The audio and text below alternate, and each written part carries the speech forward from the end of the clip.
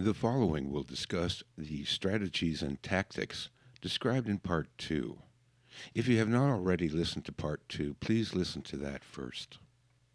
In this version of the story, Dad is just a regular guy, but he does have a little bit of critical thinking ability. He can see that the propaganda the media reports does not match the reality on the ground.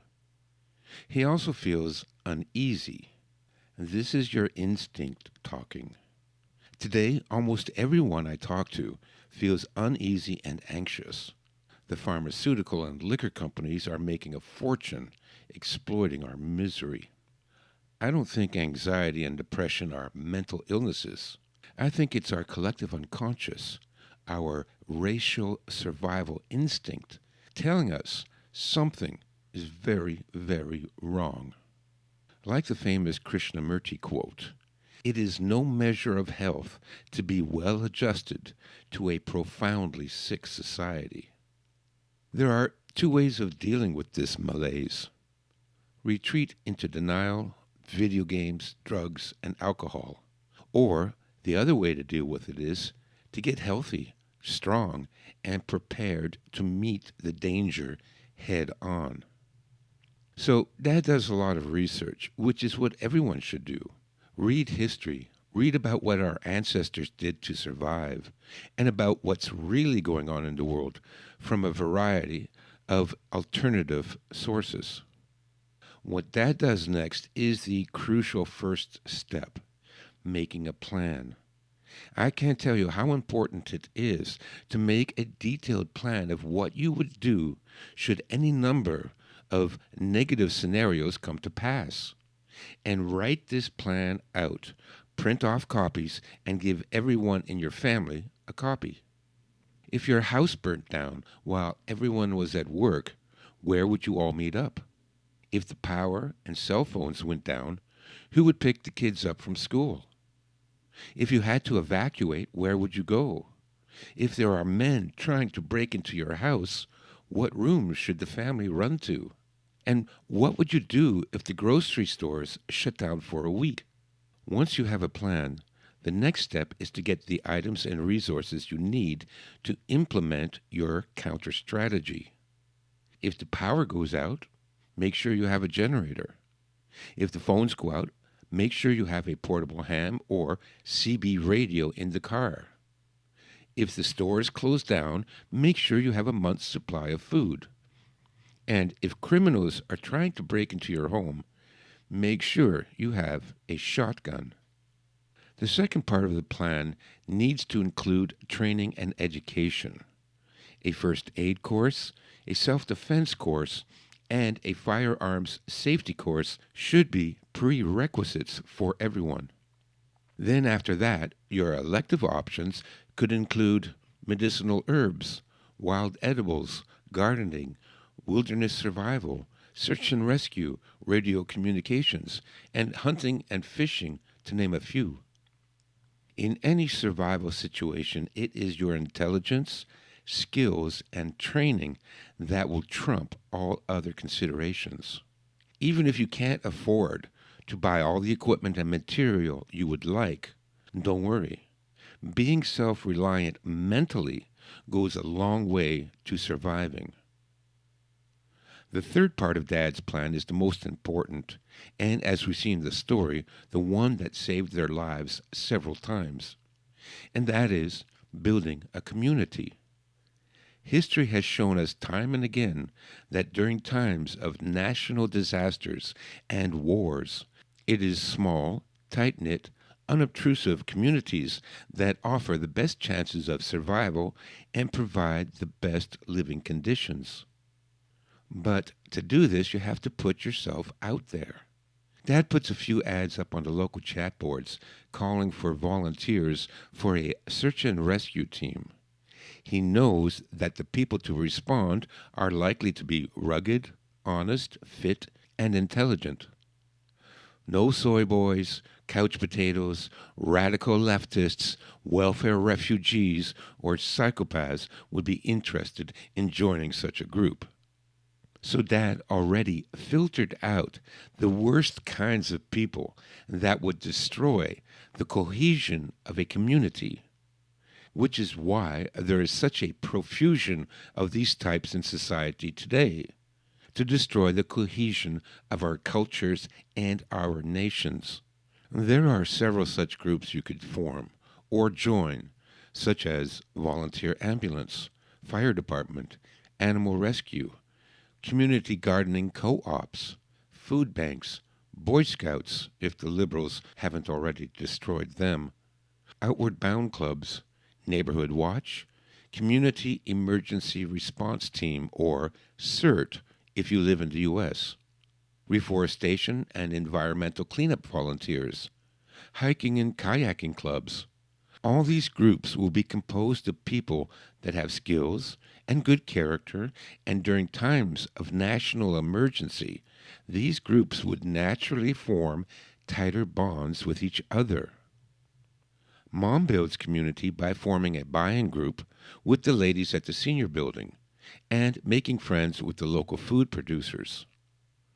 Mom also gives first by the simple act of baking cookies and giving them away. In order to ask others to cooperate, it is necessary to demonstrate your own willingness to give first. For less than $10 of ingredients and 45 minutes of your time, you could bake a lot of cookies. It's not rocket science. And who doesn't like homemade chewy chocolate chip cookies? My family in Holland didn't go hungry as much as most of the Dutch did during the war because my grandfather was close friends with many of the local farmers. My young uncles would take turns sneaking out into the country once a week to bring back fresh vegetables, eggs, and some meat. Next, we come to a couple of tactics used in Part 2. The first is called playing the gray man. The Japanese, experts at stealth, called it the way of grass, and this is a tactic everyone should be starting to use now. This means to blend into the background, to be innocuous, to be so common no one takes notice of you. I use this tactic whenever I bicycle or walk through the city and may wander into an unsavory neighborhood. I dress like a homeless person. People will ignore you and leave you alone.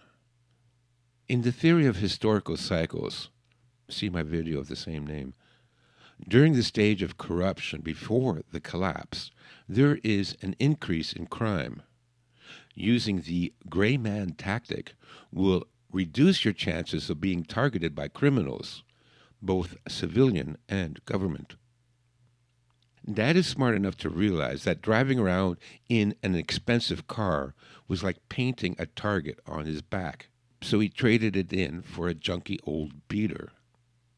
Also, when the neighboring houses were being looted, Dad used the gray man tactic again by boarding up the house, breaking the windows, throwing garbage and furniture over the front yard, and tagging the house with gang graffiti and the international USAR, Urban Search and Rescue, symbol. By the way, how to read these symbols is also in my book. Next is the evacuation plan. For most disaster scenarios, your best option is to stay put or shelter in place. But if you did have to evacuate, part of your planning should include an evacuation plan that would designate alternate ways out of the city that avoid the main roads. Every one of the 6 towns and cities I've lived in the last 20 years have had paved bicycle trails leading to the outside limits of the city. These typically follow a river or creek and were thus lower than the surrounding terrain and usually had more trees and foliage, giving you cover when evacuating. In addition to the bike trails, I also found railway lines that would lead directly to the countryside. Best to have some bolt cutters to cut through the gates, and then you could drive on the shoulder of the tracks. I also keep a flashing blue light in the glove compartment that you can plug into the cigarette lighter and place on the dash panel.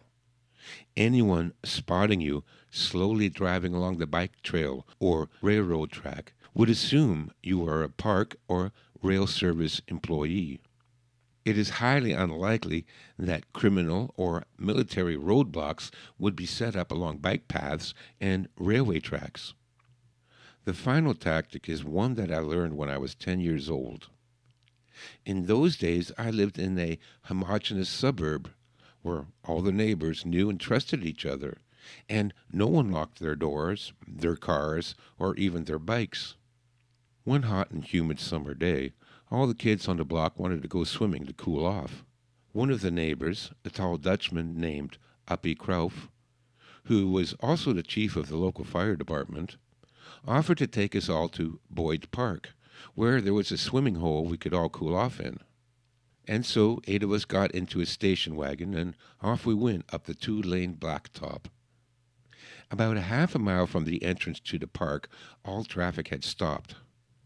Half the cars were going to the park, and the other half were waiting to get past the park entrance so they could continue along their way. Appie waited until there was no oncoming traffic, then drove up the wrong side of the road to the park entrance. There he stopped the car in front of the gates, reached into his glove compartment, and pulled out his fireman's hat.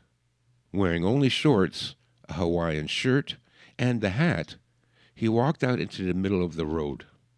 With his left arm outstretched, he waved his right arm back and forth. Within seconds, 50 or more cars pulled onto the shoulder of the road. Then he pointed his right arm behind him and waved his left arm to come forward. And seconds later, half the cars pulled back onto the now cleared lane and drove past the park on their way. Everyone knew right away what it meant.